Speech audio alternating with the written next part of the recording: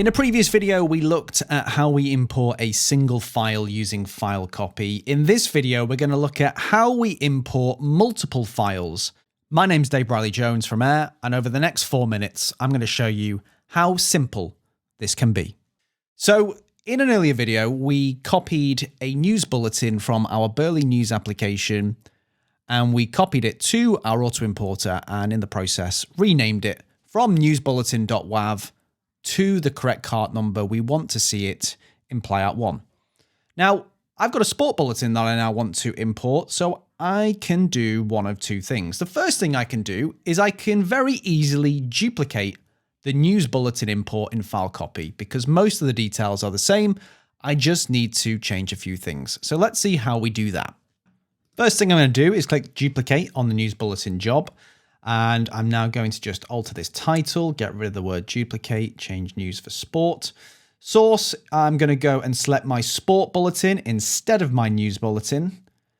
I'm now going to go to the rename tab, change the cart number here to be the sport cart number. It's N1235. Schedule, that's the same, and I'm done. My sport bulletin job has been set up and it's ready to go. How easy was that? Now I've got a weather bulletin to import. I could go through the same process, or I could take advantage of the multiple files option within FileCopy. So let's see how we do that. We're going to click add, and then we're going to give this job a description. It's going to be news, sport, and weather, because we're going to do all three in one job. Now, in the source tab, we're going to check, this time, multiple files rather than single file. And you'll see now, instead of selecting a file, I'm selecting a folder. So I'm just going to select the folder where all those files are. And it's that From Burley folder there. And then we're going to go and click the multiple files button, which is going to open a grid. And here's where we can now select our files. So I'm going to select my news bulletin first. I'm going to opt to rename it. And we'll put the news bulletin cart number in there, hit add. And now I'm going to go and add my sport bulletin. There it is. Let's just make up the cart number here. Oh, I don't know. Let's add another digit on the end.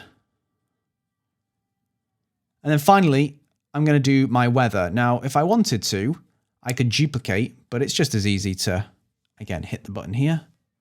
Choose weather, rename. Let's add another digit on for the weather cart, shall we? There we go. Now, if I wanted to go back and edit one of these, I could do. I can just literally double click on which one I want to edit. So let's go and edit sport. If I want to add some metadata, I can do, but that's all taken care of for me in the auto importer job. So I don't need to do that. Once done, I can hit save. I can then go to the destination tab. You'll notice rename is grayed out because we've already done the renaming. I'm going to choose auto importer. Choose that news import we set up earlier on. I'm going to choose my schedule. So again, we're going to go all days here. We're going to go every single hour. And we're going to go 5 to the hour. However, there's certain hours we don't want this to run. So I'm going to enable day part this time. And then I'm literally going to use my mouse to block out the hours I don't want this to run. So we don't want to run it in the 3 o'clock hour. We don't want to run it in the 8 o'clock hour, and we don't want to run it in the 12 o'clock hour. So I hit save on that, hit add job, and now you see we have a news, sport, weather import, 3-in-1 ready to go. So let's show you how this works. I'm going to move FileCopy to the left, auto importer to the right. We hit run. We're going to get these message boxes on the manual job to tell us what's happened. It's copied the files and renamed them to the correct cart numbers, passed them to auto importer, and there you see it. Auto importer is importing the files, and they're now available in playout 1.